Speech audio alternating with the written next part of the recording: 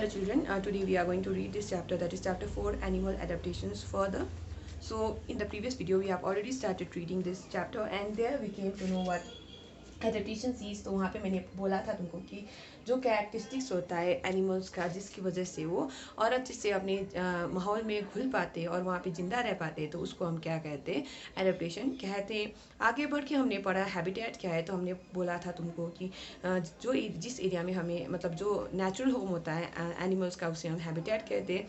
तो आगे हमने पढ़ा कि ये जो हैबिटेट के आधार पे हम एनिमल्स को अलग अलग किस्म में कैटेगराइज करते हैं और हमने वहाँ पे टेरेस्ट्रियल एनिमल्स के बारे में पिछले वीडियो में हमने पढ़ा था और जाना था कि टेरेस्ट्रियल एनिमल्स ऐसे एनिमल्स है जो ज़मीन पे पाए जाते हैं और हमने वहाँ पे कुछ एग्जाम्पल्स पढ़े थे।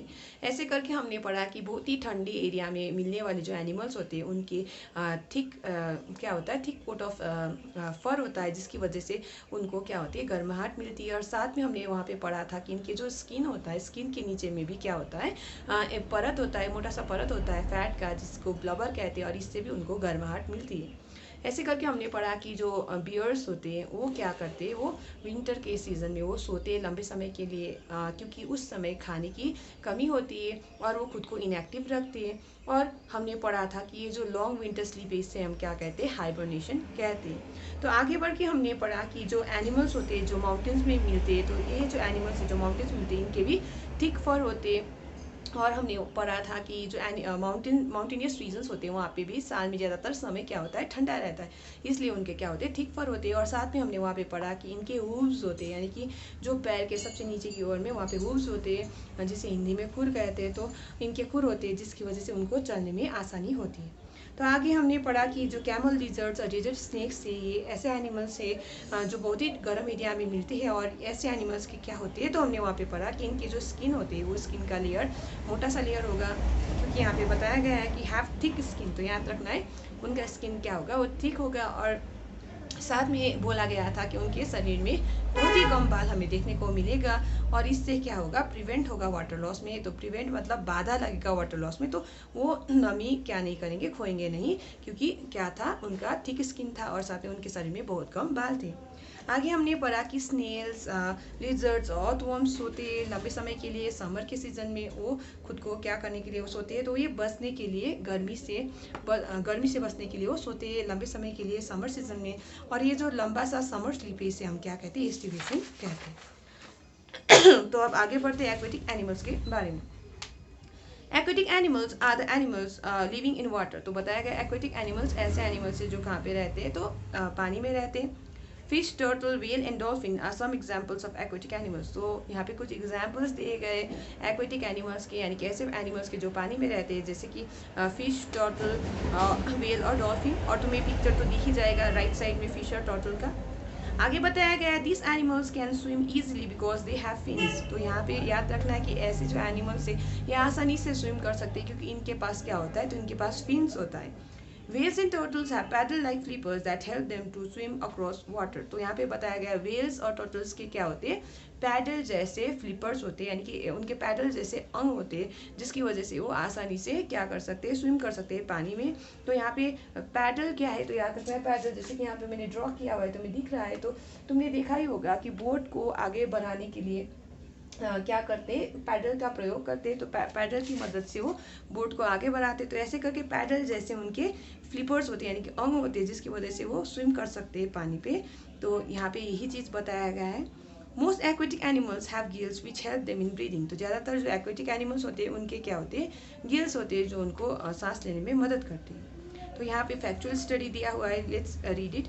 A cockroach can leave for several weeks without its head. तो यहाँ याद रखना है कि एक जो कॉकरोच होता है वो सेवरल वीक्स तक जिंदा रह सकता है अपने सिर के बगैर भी। आगे बताया गया starfish do not have a brain. तो स्टारफिश जो होता है उसके पास क्या नहीं होता, ब्रेन नहीं होता है। तो अब हम पढ़ते हैं एम्फीबियंस के बारे में। Animals that can live both in water as well as in land are known as amphibians. तो ऐसे एनिमल्स जो दोनों पानी में और ज़मीन में रह सकते हैं उन्हें हम क्या कहते हैं, एम्फीबियंस कहते हैं। Most of the amphibians have lungs to breathe on land and most skin to breathe under water. तो ज़्यादातर जो एम्फीबियंस होते हैं उनके पास लंग्स होता है सांस लेने के लिए ज़मीन के ऊपर, और उनके पास मोस्ट स्किन यानी कि नम स्किन होता है सांस लेने के लिए कहाँ पे, तो अंडर वाटर यानी कि पानी के अंदर में। Frog is an example of such an animal. तो यहाँ पे तुम्हें पिक्चर दिख रहा है लेफ्ट हैंड साइड में फ्रॉग का, तो फ्रॉग किसका एग्जाम्पल है, तो एम्फीबियन का एग्जाम्पल है।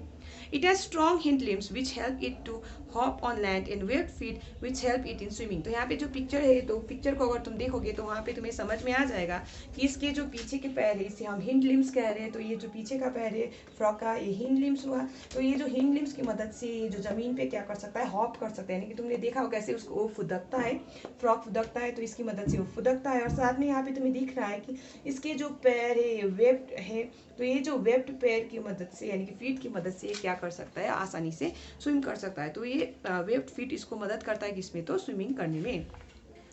आगे बढ़ते एरियल एनिमल्स के बारे में। तो aerial animals are the animals that can fly in the air. तो याद रखना है ऐसे एनिमल्स जो आकाश में उड़ सकते हैं उसे हम क्या कहते हैं, एरियल एनिमल्स कहते हैं। Bats, butterflies and dragonflies are examples of aerial animals. तो यहाँ पे कुछ एग्जाम्पल्स दिए गए एरियल एनिमल्स के, जैसे कि बैट्स, बटरफ्लाइज, ड्रैगन फ्लाइज। तुम्हें साइड में यानी कि राइट साइड में बैट और बटरफ्लाई का पिक्चर भी दिख रहा है। These animals have wings and feathers that help them to fly। तो ऐसे एनिमल्स के क्या होते हैं, विंग्स होते हैं, उनके फेदर्स होते हैं जिसकी वजह से वो उड़ सकते हैं। Hollow bones and a boat shaped body further help them in their flight। तो बोला गया है इनके जो हड्डी होता है, हड्डी में हड्डी के अंदर से क्या होता है, छेद होता है, यानी कि हॉलो बोन्स बोला गया है। And a boat shaped body, और साथ में इनका जो बॉडी का जो ढांचा है यानी कि उसका जो स्ट्रक्चर है वो एक बोट का जैसा शेप का है। फर्दर तो ये दोनों चीज़ें उसको और ज़्यादा हेल्प करता है किसमें, उड़ने में। Butterflies and dragonflies are the insects that have paper-like wings which help them to fly। तो यहाँ पे बताया बटरफ्लाइज और ड्रैगन फ्लाइज के क्या होते हैं, ये ऐसे इंसेक्ट्स हैं जिसके पेपर लाइक मतलब पेपर की तरह पत्ते मतलब विंग्स होते हैं, पेपर की तरह विंग्स होते हैं यानी कि पंख होते हैं जिसकी मदद से वो क्या करते हैं, उड़ते हैं। सो अब आगे पढ़ते हम एरियल आर्बोरियल एनिमल्स के बारे में। Arboreal animals are animals like monkeys, squirrels, tree lizards, etc. that spend most of their time on trees। तो arboreal animals यहाँ तुम्हें लेफ्ट साइड में दिख रहा है पिक्चर, जैसे कि monkey वहाँ पे दिया हुआ है, squirrel वहाँ पे दिया हुआ है। तो यहाँ पे बताया गया है कि arboreal animals ऐसे animals हैं जो ज़्यादातर अपना जो समय है वो पेड़ों के ऊपर वो बिताते हैं। While climbing, तो उस पर चढ़ते वक्त their strong limbs and sharp claws help them. तो पेड़ में चढ़ते वक्त उनका जो हाथ पैर होता है यानी कि जो इनके जो लिम्स होते हैं यानी कि जो इनके जो अंग होते हैं इनको क्या करता है, मदद करता है। और साथ में जो शार्प क्लॉज होता है, नुकीले जो क्लॉज होते हैं वो भी उनका मदद करता है इसमें चढ़ने में।